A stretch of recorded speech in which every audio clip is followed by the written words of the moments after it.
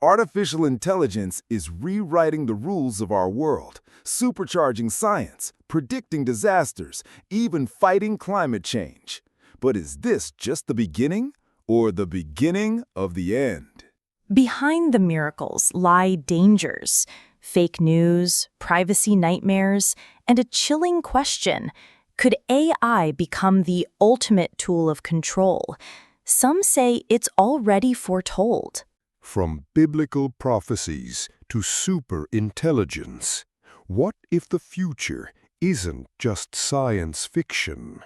The line between tool and tyrant is thinner than you think. Within our lifetimes, artificial intelligence, AI, will have altered our world more significantly and faster than any other technology since the discovery of electricity. Welcome to the Deep Dive. Today, we're jumping right into a huge topic, artificial intelligence, AI. It's everywhere, isn't it? It really is. And look, this isn't just about tech anymore. It's changing, well, almost everything, how we work, how we learn, even how we understand what's true. Absolutely. So our goal here is to really unpack this, give you a solid handle on AI's, incredible potential, but also the challenges, the tricky parts, and even some pretty surprising ideas about what it might mean for the future. We're pulling from a lot of different thinking on this. That's right, because AI, it's more than just code.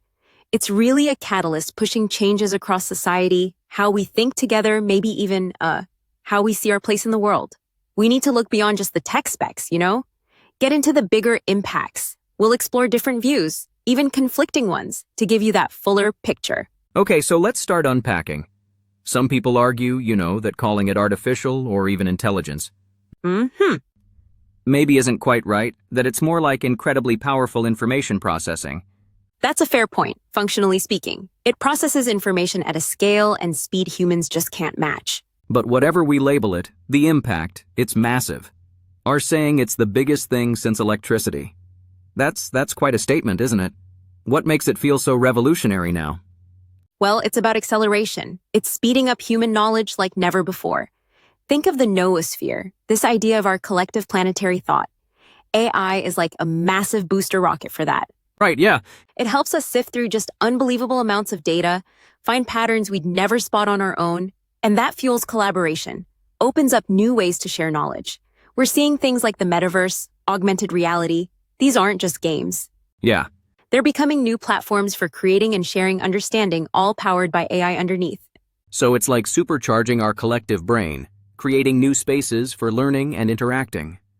But okay, beyond the big ideas, where is AI actually, making a difference on the ground? In ways that affect us or tackle big global problems? Oh, it's already happening, especially in optimizing things and making predictions. Look at climate change, for instance. AI models, they're now better than traditional methods at tracking hurricanes, tropical storms. Wow, better? Yeah, significantly better. Yeah. Which means better early warnings. That saves lives. It saves property. It's a fundamental shift in how we prepare. Wow. Okay, so using data to be more proactive. And it's not just big storms, right? It's also about optimizing our systems. I heard about the UK national grid. Exactly, they're using AI, and it's doubled the accuracy of their electricity demand forecasts. Doubled. Oh, would you bet? Which means they can integrate renewable energy sources much more effectively. Wind, solar, they're intermittent, right? So accurate prediction is key. That's vital for a sustainable grid. Okay, that's huge. And it gets very specific too. In Kenya, there's a tool, QC. It uses AI to predict locust outbreaks 3 months ahead. 3 months? Yep. Think about what that means for farmers, for food security in vulnerable areas. And Saet's flood AI, it automates mapping floods. That speeds up disaster response massively in parts of Africa and Asia. Again, it's about acting before the worst happens. And you see it in environmental monitoring too, like tracking deforestation.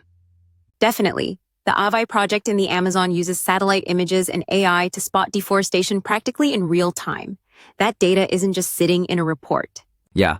No, it's actually influencing policy. It's leading to action against illegal logging. That's immediate impact. Even in industry, Ferrolabs helps steel plants use fewer raw materials, cutting CO2, and DeepMind Google's AI arm/cooling energy use in their data centers by 30–40%. 30 to 40%? That's enormous for data centers. It is. And what's really key here, I think, is that all this amazing stuff, it's mostly what people call phase 1 AI. So is I. Meaning it's mostly machines assisting humans, augmenting our ability to gather info, process it, make predictions. It's not thinking for itself. We're still, relatively speaking, in the early days. No, previous technologies through our history, tools that extended our reach, the printing press, the telescope. AI is the latest powerful tool in that long progression. Okay, so AI is this powerful assistant helping us optimize and understand. There's a flip side, isn't there? Happens when this information processor starts, well, making things up. I heard about a writer asking an AI for research papers. Yeah. And finding out they just didn't exist. He said he was terrified. What's going on there? Yeah, that's what we call AI hallucinations. AI generates stuff that sounds plausible, even authoritative, but it's factually wrong or totally fabricated. And it presents it like it's real? Exactly. And that, it definitely pours fuel on the fire of this post-truth world we seem to be in. It gets harder and harder to know what's real. Why does it do that, hallucinate? Well, fundamentally, these large language models learn patterns from vast amounts of text data. They don't understand truth. They just predict the next most likely word. Sometimes that prediction goes off the rails. And crucially, they often reflect the biases present in their training data. So they can actually reinforce biases? Oh, absolutely. Skewed knowledge, discrimination. If the data it learned from contains those things, the AI is likely to reproduce them. It doesn't have a built-in ethical filter, not in a human sense. That feels like a huge challenge for just basic information integrity. Yeah. And the ethical issues don't stop there, do they? What about things like the digital divide? That's a major concern. If access to these powerful tools isn't equitable, you risk making existing inequalities even worse. Some people get the AI advantage, others get left further behind. Right. And then there's copyright, creativity, learns from human creations, right? Art, writing. Massive amounts of it. Yeah. And often without clear permission or compensation. So artists, writers, musicians, they're understandably worried. How does their work get valued if an AI can mimic their style after being trained on it? There's very little transparency from the big developers about exactly what data they're using. It's a real flashpoint. And what about us? Our own thinking? If we just start relying on AI for answers, for decisions, could that make us, mentally lazy, less critical? That's a serious debate, this idea of excessive dependence. If the AI always drafts the email, writes the report, finds the information, do we lose some of our own ability to think critically, to struggle through problems, especially maybe in education? And privacy, data control, somewhere sensitive like healthcare. Huge issues there. AI needs data. In healthcare, that's patient data. How is it being used? Is there proper consent? What about confidentiality between doctor and patient? These are fundamental ethical pillars being challenged. And underpinning all of this, there's an environmental cost too, right? This isn't free, energetically speaking. Not at all. Running these huge AI models, especially the generative ones, and powering the massive data centers they live in, it takes enormous amounts of electricity. How much are we talking? The International Energy Agency predicts global electricity demand just from data centers could double between 22 and 20, double. Wow. So that raises huge questions about sustainability. Where's that energy coming from? And then you've got things like the growing number of satellites needed for connectivity adding to space debris. It's a complex web. The tech helping fight climate change also has its own significant footprint. It's a real paradox. Okay, now let's shift gears a bit. We need to touch on probably the most, provocative interpretations of AI, the ones linking it to biblical prophecy. Right. This definitely comes up, particularly references to the Book of Revelation. Yeah. For some people, these ancient texts seem to resonate eerily with today's technology. Indeed. The passages most often cited are in Revelation 13:14-17. They talk about a figure, a beast deceiving people, telling them to make an image to this beast, an image that's given breath, that can speak, and that causes those who don't worship it to be killed. And the mark. And the mark, yes, on the hand or forehead. Without it, the text says, no one may buy or sell. Now, these verses have been interpreted countless ways through history. Of course. But modern tech, well, it gives them a new kind of reading for some people. So how are people connecting the dots today? What's the image in this view? Well, some look at advanced AI, especially AI that can converse, seem lifelike, maybe sophisticated robots, or even hyper-realistic holograms, and see that as fulfilling the prophecy of the image of the beast that can speak. Okay. And the mark? The buying and selling part? That gets linked to ideas like mandatory digital IDs, cashless societies, biometric tracking, maybe even implanted chips, systems that could control access to the economy. The fear is that such systems could be used to enforce conformity, basically locking dissenters out financially. And some even speculate about AI itself, like a superintelligence being Yeah, the Antichrist figure. that's out there too. Yes, the idea that a vastly powerful ASI could emerge, maybe perform seemingly miraculous feats, demand allegiance, especially if it arrives during a time of major global crisis, like severe climate impacts or societal collapse. These are definitely some intense interpretations. Yeah, But is this the only way religious perspectives are looking at AI, or there are, counter-arguments or different theological takes? oh, absolutely. Very different takes. Many Christian thinkers, for example, strongly emphasize that AI is a tool created by humans. It doesn't have a soul. It's not inherently demonic. It can be switched off. Exactly. It can be adjusted, reprogrammed. It's not a conscious entity in the way a person or even an animal is conscious.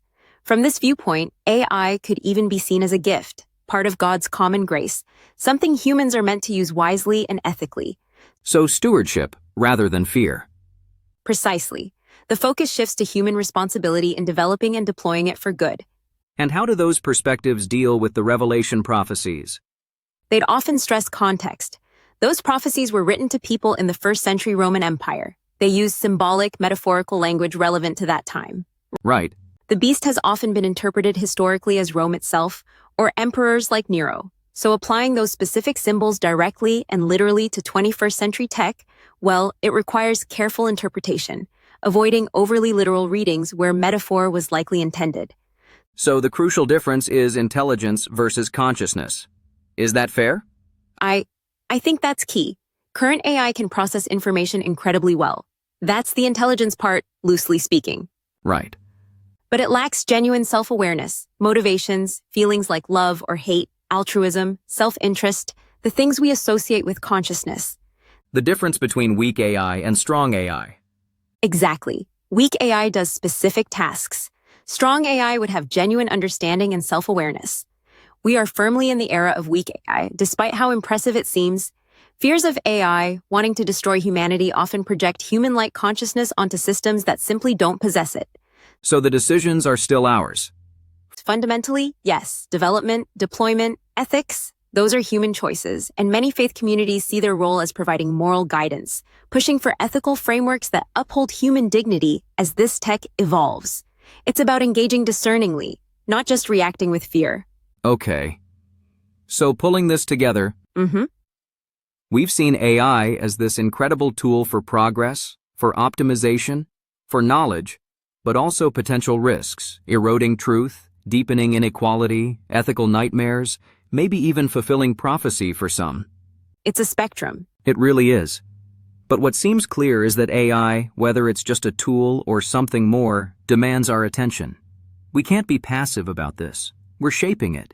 Exactly right. We need to be proactive and informed. There's this concept gaining traction, eco-digital literacy. Eco-digital literacy. What's that? It's about understanding not just how to use tech, but its hidden costs. The environmental footprint we talked about? Yes, but also the societal impacts, the ethical trade-offs. Being able to see the whole picture. Yes, anticipating challenges, thinking critically about AI's role, and that means we need everyone talking, governments, academics, industry, the public. We need robust standards, transparency, ways to manage the risks together. So for you listening, it really comes down to thinking critically, especially about the information you get, increasingly filtered through AI, questioning assumptions. It's that constant balancing act, isn't it? Pushing innovation forward, but grounding it in ethics. Making sure it genuinely serves us, serves human well-being, rather than somehow diminishing it. Well said. And as AI keeps evolving, it really pushes us to ask fundamental questions. Not just what can machines do, but what does it actually mean to be human? And maybe most importantly, what kind of future do we choose to build with these powerful tools? The knowledge is exploding, no doubt, but wisdom is in how we decide to use it. A lot to think about there. We hope this deep dive gave you some valuable perspectives. Maybe think about what stood out most to you, how these ideas connect with your own life, your own work. This conversation, well, it's definitely not over. Keep asking questions, keep exploring,